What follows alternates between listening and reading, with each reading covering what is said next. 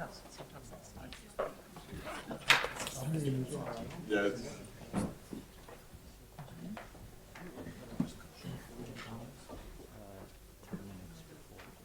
Okay.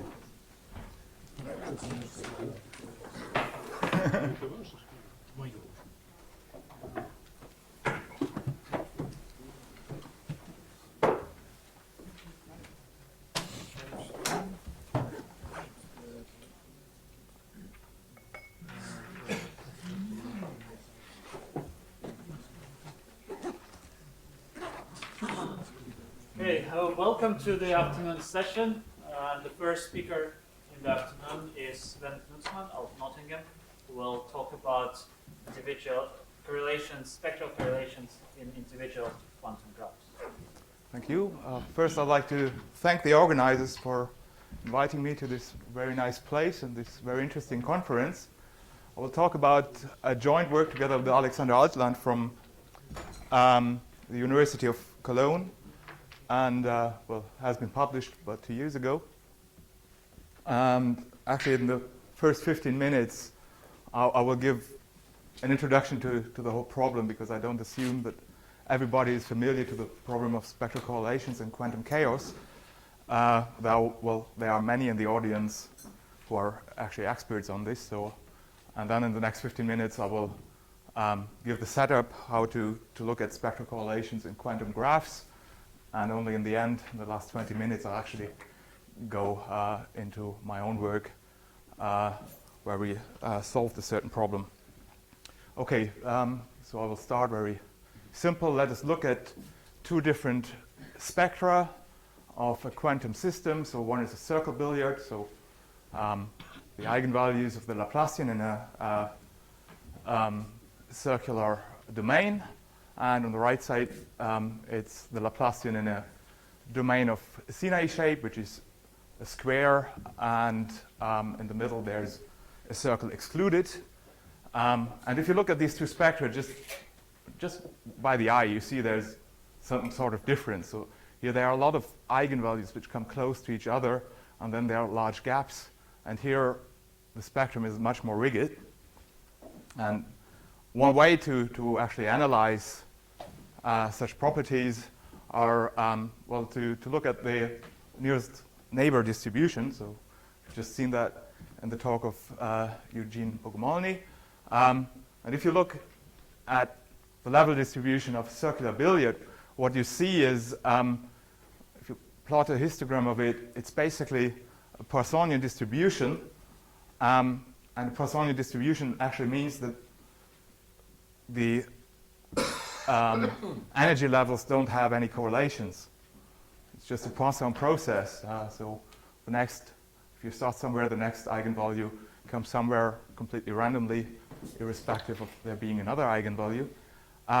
In the Sinai billiard, we see a much more rigid spectrum, and of course, in the level spacing distribution, this shows up as a distribution which starts at 0 for 0 spacing.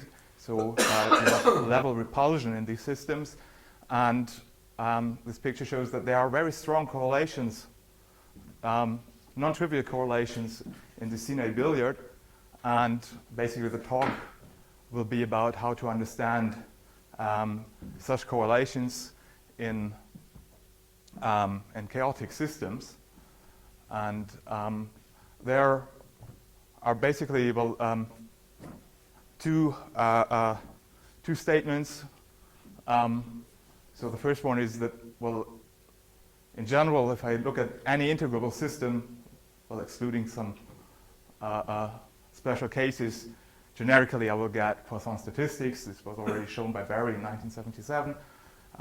But this is kind of the boring part, because there are no correlations at all. So this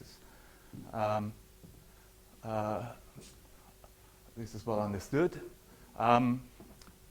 And the more interesting type of systems are chaotic systems. So a system which is chaotic in the classical limit.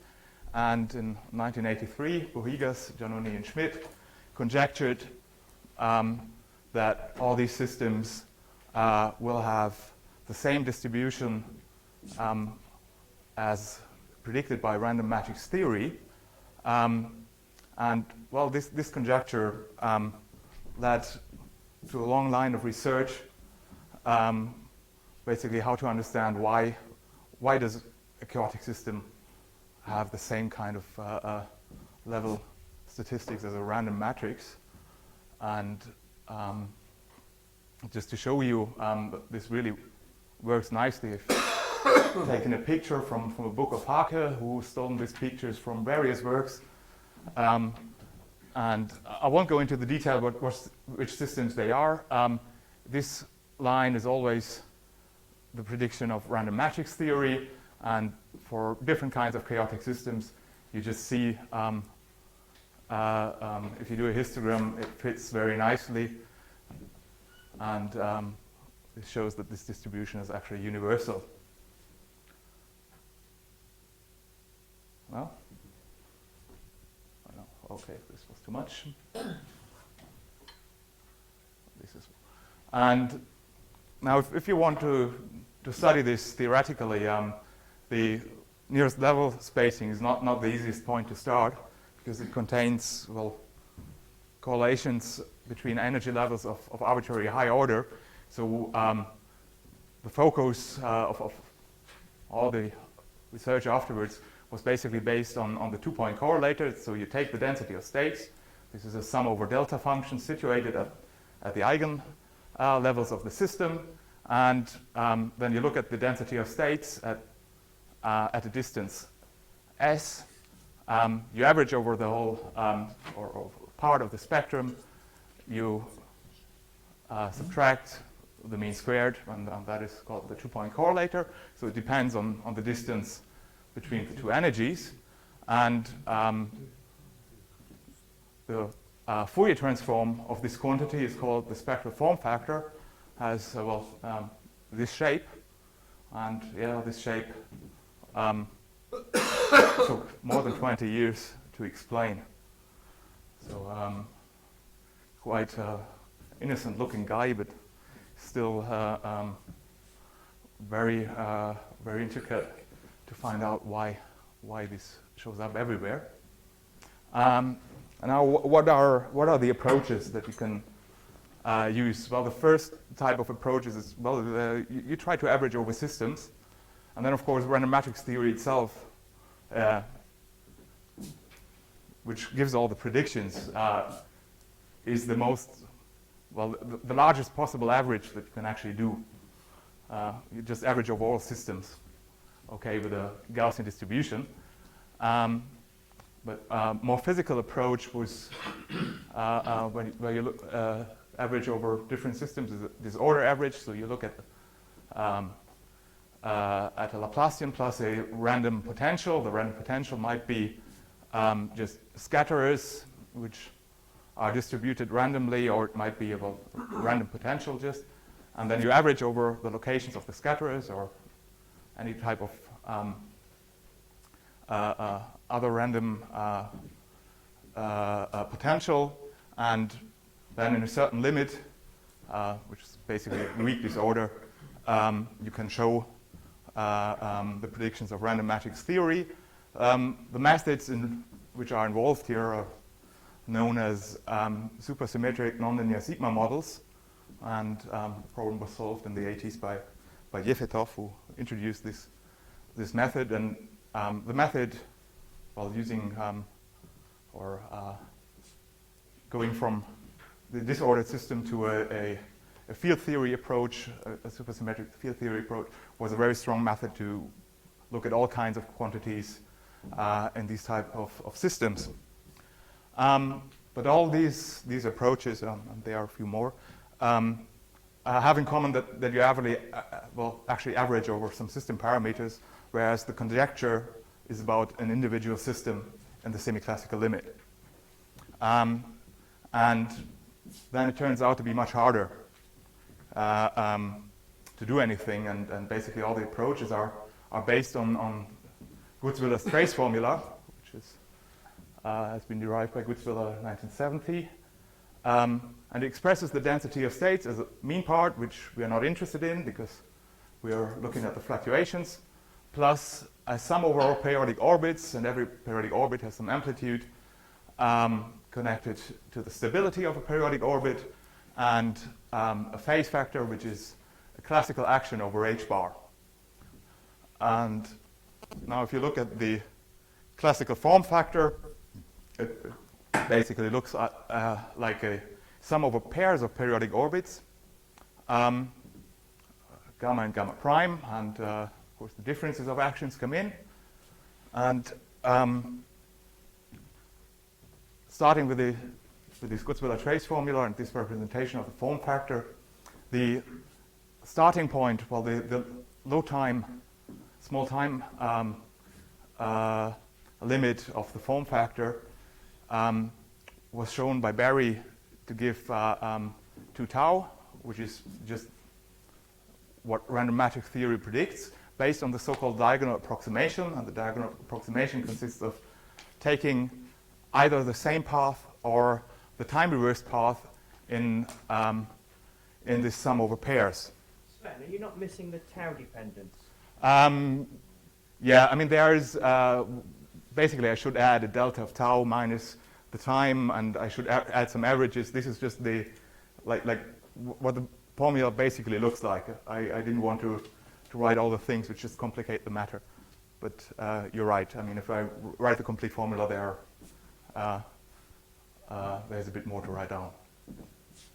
And then it took quite a long time until the next order in the form factor was calculated. So this was 1985, and in 2001, Sieber and Richter found pairs of periodic orbits which actually give the next order. Of course, this looks like there hasn't been any progress in this time, but this is not true. Well, actually, a lot of people here in the audience have contributed quite a lot to going beyond the diagonal approximation this time. But this was the first time you could actually calculate the next order. And what was the basic idea? Oh, I should also add that in the time in between, there was another program here in the Newton Institute, which brought together people from disordered systems and quantum chaos. And I think that this gave a major input into the, well, both communities, the disorder community and the quantum chaos community, and might also have led Sieber and Richter to the ideas how to get this 2 tau squared. So this is basically inspired by a certain perturbative approach in the sigma models. And what is their idea, or what did they find? They found that in any chaotic systems, you will have certain orbits which in configuration space have a crossing. And what they've shown is that they have a partner orbit of the same action. And the partner orbit goes along the same direction on one loop, but then near the crossing, it avoids the crossing. So on the other side, you will have a loop where the 2 orbits are, well, actually arbitrarily close, exponentially close, but they go in opposite directions in configuration space. And taking into account, well, just counting how many are there and so on, taking these types of orbits into account, Sieber and Richter calculated the next order. And this was the major step which led to the following well, full discovery of the form factor. So in the following years, all the other orders in the short time expansion were calculated by, well, I shortened it up by the Essen group. Took quite a lot of manpower to do it. So there were 3 professors, 1 postdoc, and 2 PhD students involved. One of the PhD students, by the way, is here in the audience and is now a postdoc in Cambridge, Sebastian Müller. And in the end, they did not only recover the short time expansion, but they also, just a few months ago, published a paper on the large tau expansion, which cannot be reached by this expansion because there's a singularity at tau equal 1, which just prevents this expansion from converge beyond tau equal 1. So in the end, this problem is now solved after a very long time. And the rest of the talk, I will go into how quantum graphs fit into the picture. Well, actually, for quantum graphs, they have been the first system where the full form factor has been recovered, but just basically at the same time as the Essen group and kind of close collaboration. The nice thing about quantum graphs is that you can use basically both approaches, and you can use both approaches for an individual system without averaging over a system. So you can use the periodic orbit approaches based on trace formula, and I will show that you can also use a kind of disorder approach to quantum graphs, and this disorder approach is what the end of the talk will be based on. But now let me just set up everything which we need throughout the talks about graphs. I will not speak about general graphs, though everything I say can be generalized to more interesting topologies. I will only speak about star graphs. And I will call B the number of bonds or edges of the star graph, and I will call the bond lengths LB, and I will assume that they will be rationally independent. And I will use the scattering approach by Kotos and Smilansky. So in that approach, you just write the wave function on a bond as a superposition of an incoming and outgoing wave, and you add a unitary scattering matrix at the center. And if in addition you want to have time reversal symmetry, you choose that the S matrix, the scattering matrix at the center, is symmetric. But so this should be if you want to have time reversal symmetry. Okay, and then you can attribute a quantum evolution map to this type of system, where you have one part which basically describes the propagation along the bond. So you start at the center, you propagate out, and you propagate back. And actually, I see that I missed factor 2 here, but this factor 2 doesn't count, so it doesn't really matter. But I just missed it. And then when you come back to the center, you scatter into all directions, and then you start all over again. And of course, a quantization condition can be formulated in terms of a secular function. So basically, the quantization condition says that there should be a state or a set of coefficients A which remains invariant under the quantum evolution map. And then the quantization condition, of course, just gives you that the secular function, the determinant of 1 minus the evolution map, should have a 0, and this defines a discrete spectrum. In certain cases, this is equivalent to a Schrödinger operator on a graph. I will not go into the details, but Jens Bolte gave a nice introduction yesterday. What type of S matrices you may use? It's based on Schrader's approach, Schrader and Kostrikin. Okay, so we will look at the density of states of the system, and the density of states also has a smooth part, a Weil term, which we're not really interested in. It's a constant, and the fluctuations. And the fluctuations can be written in terms of the secular function as the logarithm, well, the derivative of the imaginary part of the logarithm of the circular function. And Kortos and Smilansky have used this representation to write it as a sum over periodic orbits, which I won't use. So I will keep with this representation, but the same term can be used for periodic orbit approaches on quantum graphs. And now, how does disorder come into the system? The disorder actually comes through this propagation on the bonds, because when you have rationally independent bond lengths and you look at different wave numbers k, these actually generate random phases. It's really very similar to what Eugene Bogomolny just had in the previous talk, and I think the system he has shown would just fit into the same picture of a star graph. So it's basically the same kind of model. And then, of course, if you vary k, this defines an ergodic flow on a B torus, and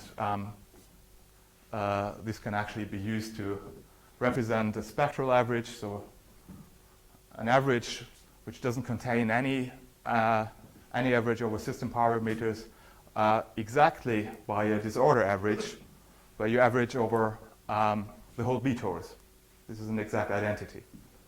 So whenever you have a spectral average, something like this, you just replace the bond propagator by a set of phases living on a B torus and integrate over that. And again, very similar to what Eugene Bogomolny did in the last talk, and it's actually this actually shows already a small universality in the graphs, in the sense that the lengths, once they are rationally independent, don't matter for spectral statistics. They just drop out. Now, how do we go on? And what limit can we hope to actually achieve something here? Well, first of all, there's no semi-classical limit, which is usually written as h bar goes to 0. So we have to use a different approach. But what is more important than having such a limit is that there is a type of quantum to classical correspondence, and that the quantum to classical correspondence has some analogues to a chaotic system. And indeed, we can define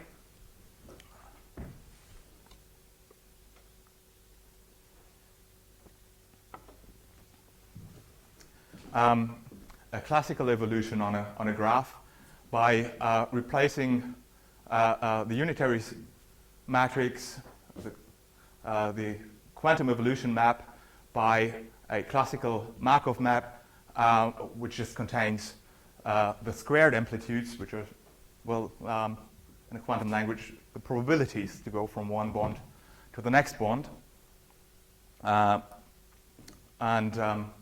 Then you have this type of Markov process, so the probability to be on bond B prime at a topological time n times this Markov map will give you the probability to be on bond B at the next time step.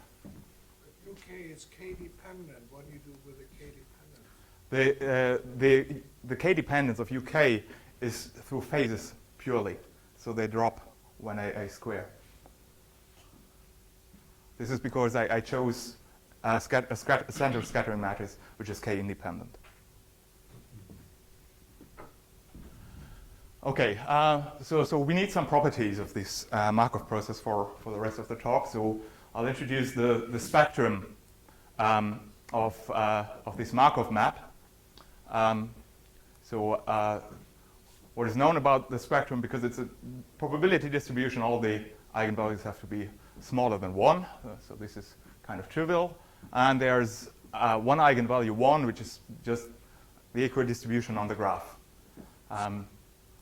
So the equidistribution on the graph is invariant under the Markov map. This is the trivial part. But then throughout the talk, we will also assume that the map is chaotic, but this is really not a very strong statement, because everything which is dynamically connected on a graph will generically be mixing, and the time scale on which a classical probability distribution on the graph decays to this invariant distribution is characterized by a spectral gap. So this is the inverse time scale, which is just the difference to the next eigenvalue in modulus. And okay.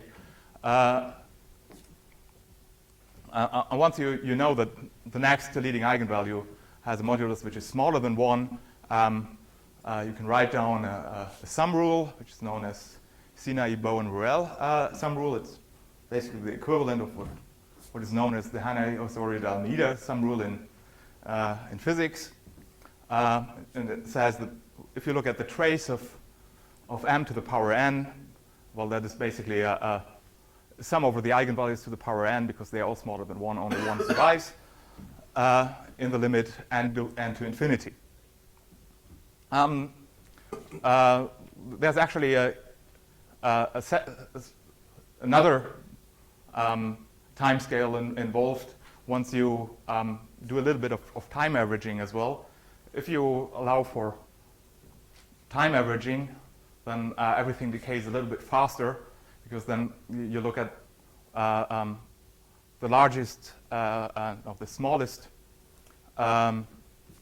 difference between 1 minus the next eigenvalue and take the modulus after it. So, and this will be actually the type of gap which will be interesting for us on the following.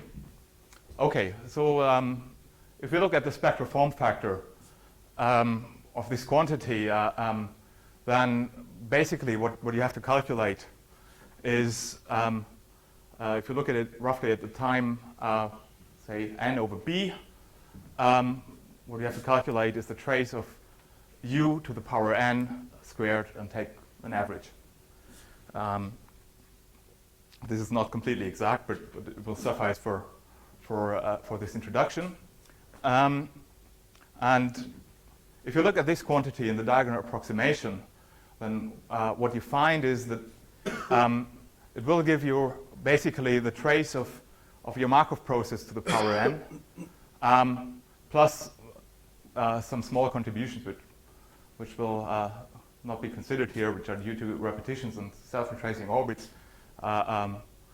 which can be neglected in all the cases I will speak about. And now we can apply the sum rule for n to infinity, and we see that applying the sum rule, we get the short time expansion of the form factor. But here we had to take the limit n to infinity. And at the same time, so this is large times. And this is the short time expansion. So definitely we cannot conclude just from this small calculation that this has to say anything about a universality in a graph. So we have to go slightly beyond that. And basically we have to, at the same time, n has to be large, but n over b has to be small, basically. And if you take that into account, then universality actually requires that b times the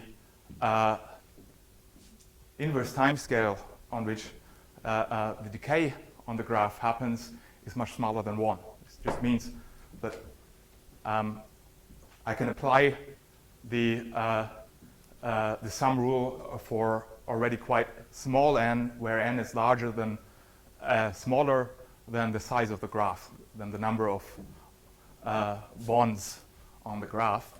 So this was already observed by Kotos and Smilansky, and it was a bit more formalized and put into a general conjecture by Tanner. So and this will basically fix the setting for the rest of the talk completely. So let's now consider a sequence of graphs which is growing, where b goes to infinity. And also fix a certain time at which we look at the form factor.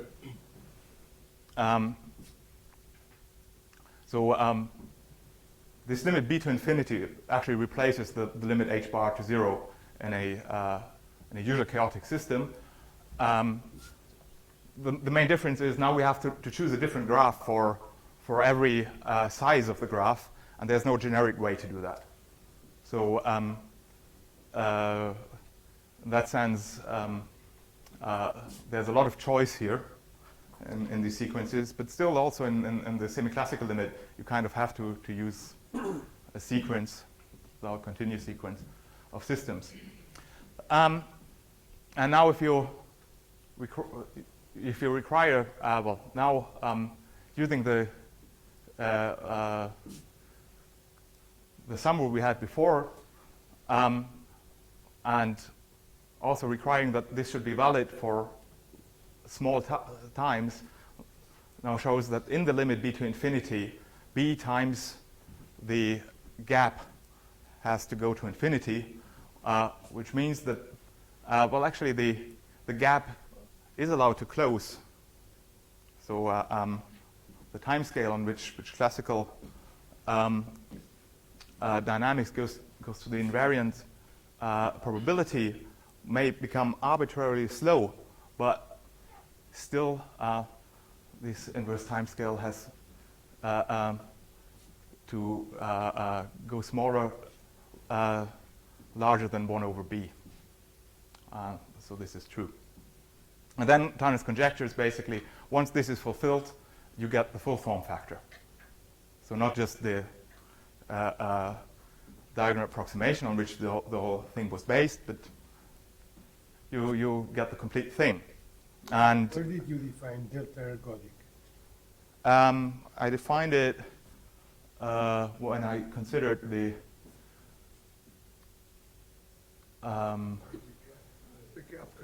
this gap between 1 and the next to leading eigenvalue of the Markov map.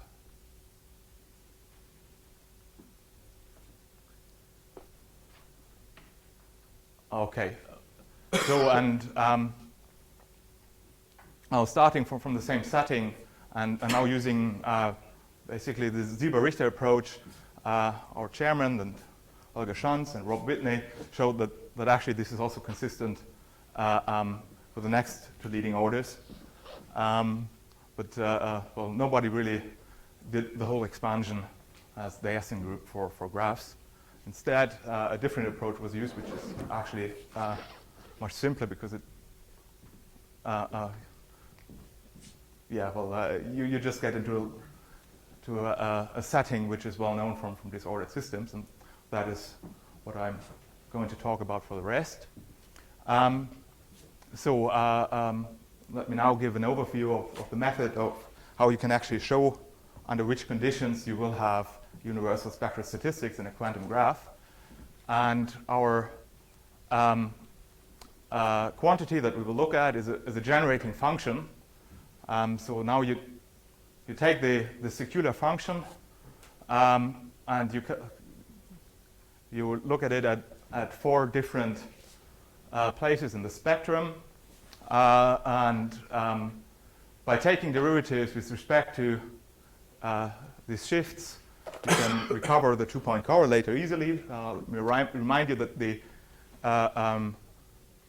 density of states, or the oscillating part of the density of states, was a logarithmic derivative of the secular function. And of course, if you derive with respect to PF here, you get one logarithmic derivative here and the other one over there. So you can easily see that this is a quantity to look at, and we will average it over the spectrum K and see where it leads. Now, for the rest of the talk, just to keep the formula simple, I will actually put all these shifts to 0. All the formula looks simpler, and you can easily check if I'm doing the right thing, because actually if they're all 0, this is 1. You just, So the generating function at at p plus minus bf equals 0 equals to 1, so you can easily check at each point if what I'm saying is correct.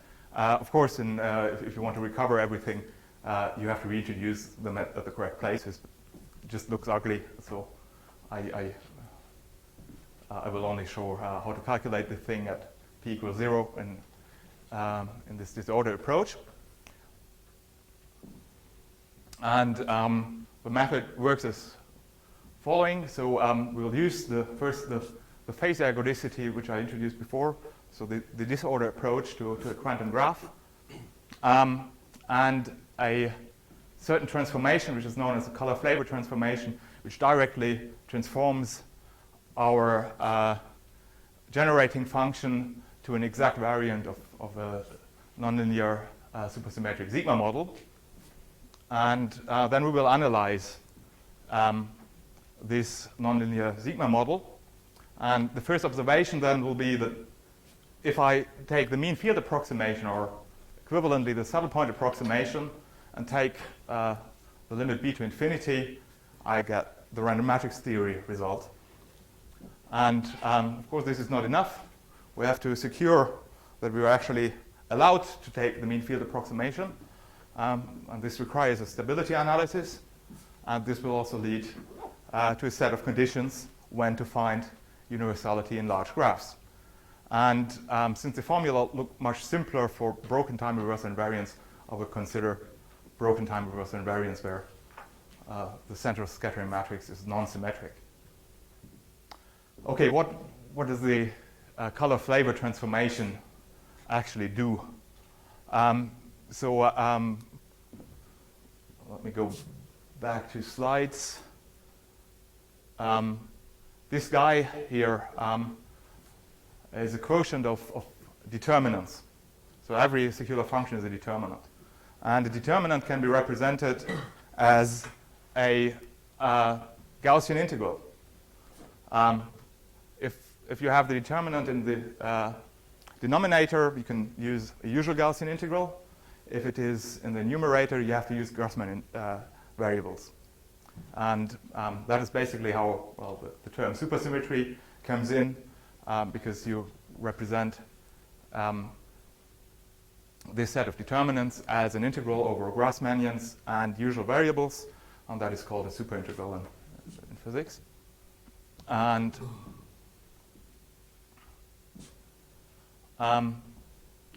when you look at the expression and you now want to do the disorder average, so the average over one of the variables on the torus, then you have to do B averages of the following type.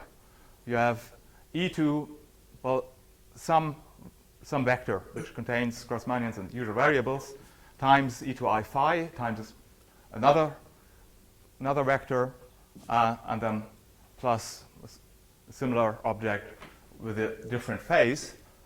And Zirnbauer has shown that we may immediately replace this by an integral over a set of supermatrices. Now this looks kind of horrible. You have one variable here, and now I replace it by an integral over two sets of matrices. So I increase the number of variables. So these matrices are 2f times 2f, where f is basically the dimension of these two vectors, or half the dimension, so the dimension of the Grassmann or usual part of these vectors. In our case, this dimension will usually be 2 or 1, depends on the symmetry class, but still this is a much larger number of variables. So what do we actually gain from it? What this transformation actually does is it reorders these vectors in a certain way. So you see here that plus and plus and minus are coupled by these phase factors. And now after the transformation, you have 1 plus and 1 minus coupled via the Z matrices. And this is the basic thing which helps a lot in doing a subtler point approximation in the end. If you, it's very difficult to make a nice picture. Alex tried to explain it using this diagram. So here on top, the red line you can read as one of the factors which are on the left side of the integral. So you have this vector phi, then the phases, and it's propagated in this direction. And the phase average couples one orbit here and another orbit here by these dashed lines. And after the transformation, you directly couple these guys in a certain way. It's better seen, I think, in the actual formula. So on the left-hand side of the integral, you have this average over two superdeterminants. So this is our generating function, what it looks like in our case. So you have a product of two superdeterminants, and you take an average. And after the color-flavor transformation, you have a single determinant over which you average. And in the single determinant, S dagger is coupled via Z to S. So it's a completely different type of periodic orbits which come from this determinant. And already by looking at this expression, if that doesn't have any structure on the bonds, then S meets S dagger and you have a universal result. The matrices Z and Z tilde that you meet here are actually a set of B matrices which came in from the color-flavor transformation. So it is a diagonal matrix with B entries, and each of the B entries is one of the super matrices that we got from the color-flavor transformation, one for each bond. Okay, so now what is the mean field approximation? I already said it in short. Now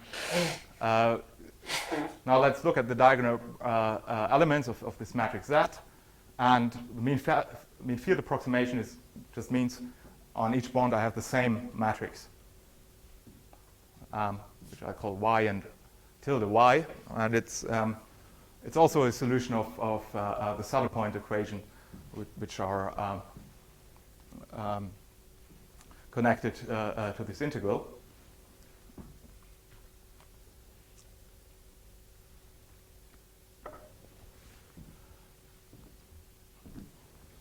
And well, if you do that, well, as I said, the dependence of the central scattering matrices actually drops from the integral, and you remain with an integral only over the saddle point manifold, so over the mean field configurations, and the superdeterminant of 1 minus y dagger y, and well. I have put here all the shifting terms in the spectrum to 0. I said that this should give 1, and actually, if you look at the measure over which you calculate this guy, everything cancels exactly. So this gives exactly 1. But if you put in the shift terms, you get some additional small matrices here. And this turns out to be an exact representation of the random matrix theory correlator. In the form I've shown here, it is due to Zirnbauer, but Zirnbauer has also shown that this type of integral is equivalent to an earlier integral by Yefitov, which is the standard integral for random matrix correlators in the supersymmetry approach. But as I said, this is not enough, really, because right now we've only seen that, well, once I reduce everything to the mean field configurations, I get the universal random matrix theory results, but when I am, if I am allowed to do so, is the question which we'll talk about in the rest of the talk. So if I look at the, now at all the configurations which are orthogonal to the saddle point manifold. So these are the guys I have to integrate out now. and I will do so in second order because I do a saddle point approximation. So, and then the second derivatives of the action are, well, usually called the masses in field theory, and they turn out to be just the differences between one and a classical mode. So these are the eigenvalues that I introduced for the classical propagator on the map. So all the classical eigenvalues come in at this stage. And of course, the zero mode, this is along the saddle point manifold, has a mass 0. This is the eigenvalue 1 of our classical Markov map. And then our gap comes in as the smallest mass in this configuration. And now I can actually do, well, all the, it's just Gaussian integrals right now. I can do the Gaussian integrals, do the corresponding derivatives, and see what does the integration of our in the directions orthogonal to the saddle point manifold give us for the corrections to the universal two-point correlator. And we see that this is well, bounded from above actually by a sum over all classical modes apart from the zero mode. So all modes with non-vanishing mass over 1 over the mass squared times b squared. And this is definitely smaller than 1 over the squared gap times the number of bonds.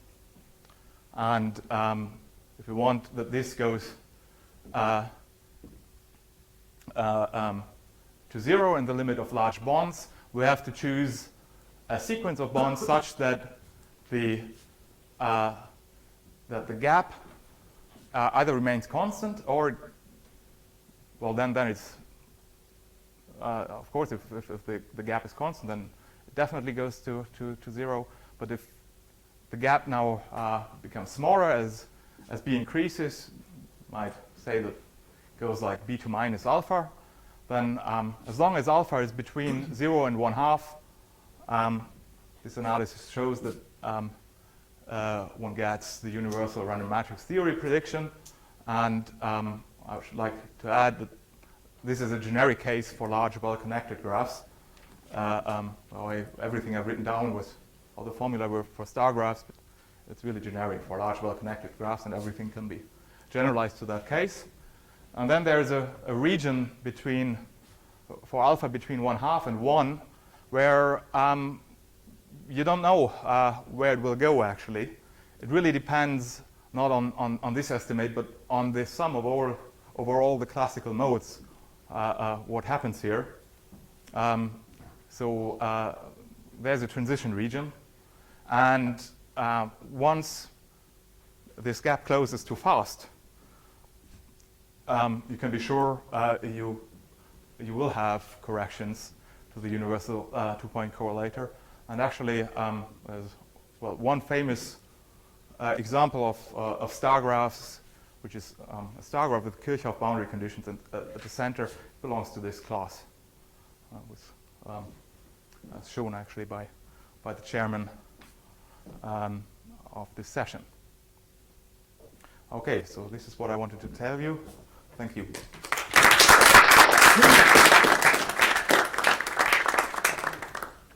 there any questions? Yes.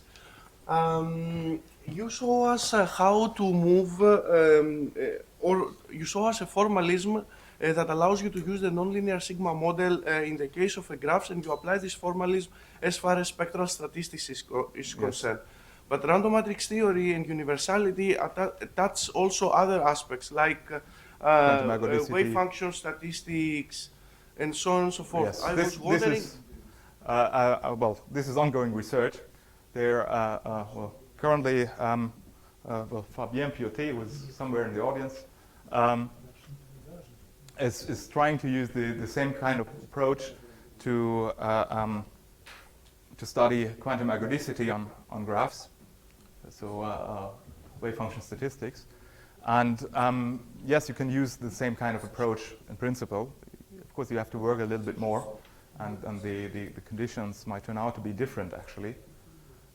It is not necessary that the same set of conditions that I've shown here to hold for spectral statistics would also hold for other type of statistics, well, any type of wave function statistic. There might be stronger conditions, I don't know. Can you give some dynamical interpretation to alpha? To alpha? Yeah, well, well, as I said, it's connected to the inverse time scale of the decay. In a usual chaotic system, this is something which alpha is basically always 0, because if you have a chaotic system, you only vary h bar. You don't do anything with the classical dynamics. It's just, I mean, I wouldn't say there's any physical meaning to it, because it comes in because you have a freedom of choice for graphs, how to choose the sequence of graphs as you go to infinity. And there's no generic way to do so. So you just have to assume something about how this gap behaves in that sequence. So I would say there's no physical interpretation to that. This is because you have so much freedom in the mathematical approach. I have one more question. You postulated conditions as far as nonlinear sigma model is concerned, such that you are making sure that you are in the universal regime. Yes. But obviously, I can build a graph which diverges from the universal Yes. regime, and I can capture non-universal features like localization phenomena, Yes. and so on and so forth. I was wondering if and of course we know that sigma model, once it will go away from the 0 dimension, it can capture this Yes. localization phenomena. So also I was wondering if you can vision such type of research line, or it is too hard, or even for the spectral. Yes, yes. I mean,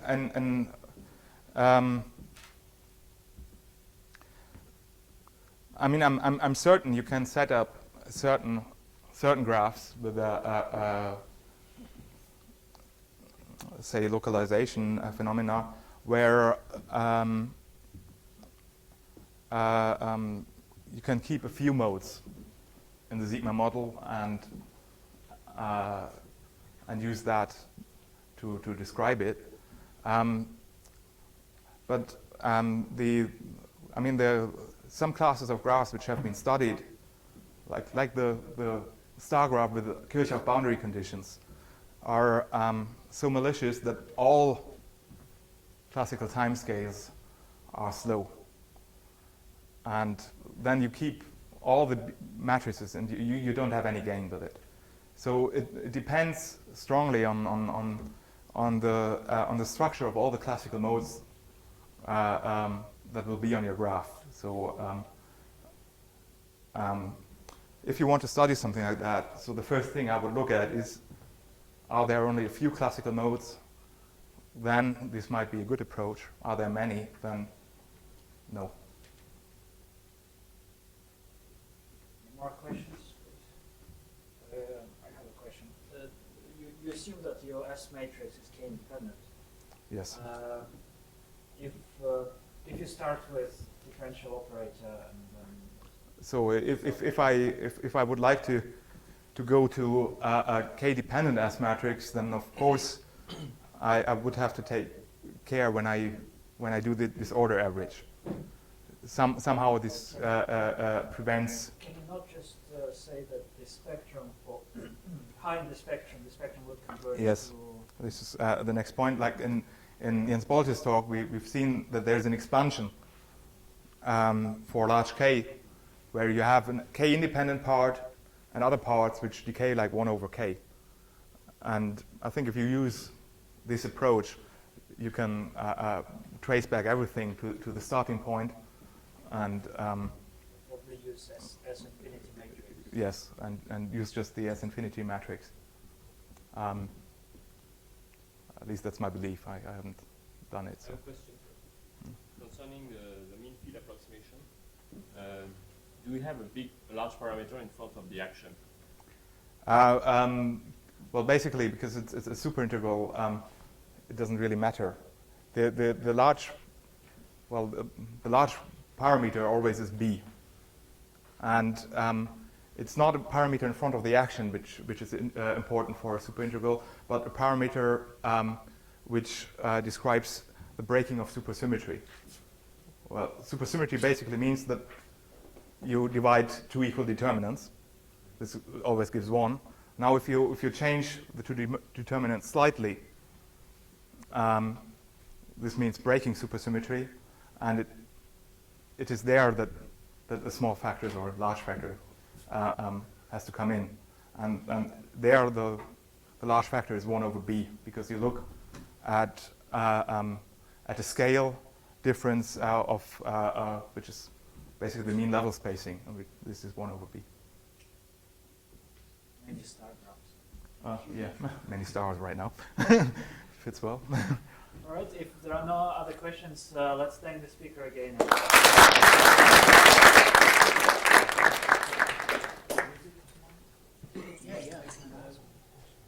We have announced already, but maybe I should remind again that we have concert at 8 o'clock here. Entrance free.